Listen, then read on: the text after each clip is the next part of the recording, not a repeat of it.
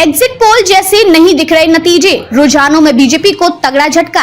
NDA India में कांटे की टक्कर। लोकसभा चुनाव में काउंटिंग जैसे जैसे आगे बढ़ रही, शुरुआती रुझानों में केंद्र की सत्ताधारी एनडीए को तगड़ा झटका लगता दिख रहा है। इसी के साथ एक बार फिर एग्जिट पोल पर सवाल खड़े होने लगे हैं। लगभग सभी एग्जिट पोल में एनडीए को पूर्ण बहुमत का दावा किया गया था। केंद्र की सत्ताधारी बीजेपी के नेतृत्व वाले गठबंधन को 340 से ज्यादा सीटों का दावा लोकसभा चुनाव के तुरंत बाद आए एग्जिट पोल में किया गया।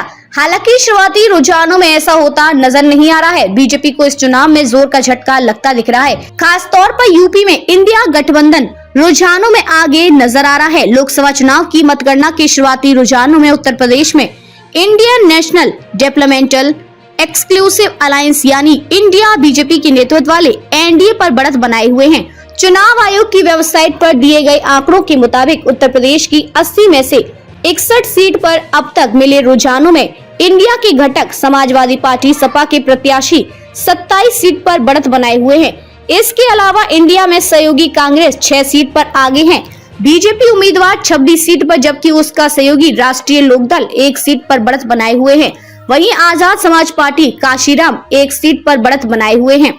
लोकसभा चुनाव के लिए मंगलवार को हो रही मतगणना शुरुआती रुझानों में बीजेपी के नेतृत्व वाले एनडीए 200 से अधिक संसदीय क्षेत्रों में बढ़त बनाए हुए हैं।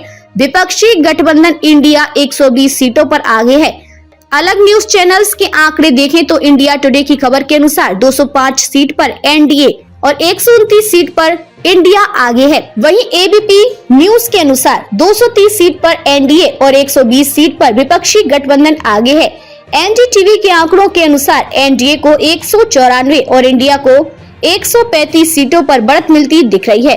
मुख्य निर्वाचन आयुक्त राजीव कुमार ने बताया कि लोकसभा चुनाव के लिए सभी राज्यों और केंद्र शासित प्रदेशों में मतों की गिनती जारी है। चुनाव आचार नियमावली के अनुसार सुबह 8 बजे मतगणना प्रारंभ होने के बाद सबसे पहले डाक मतपत्र पोस्टल बैलेट की गिनती शुरू हुई और आधे घंटे बाद इलेक्ट्रॉनिक वोटिंग मशीन ईवीएम में दर्ज मतों की गिनती शुरू हुई।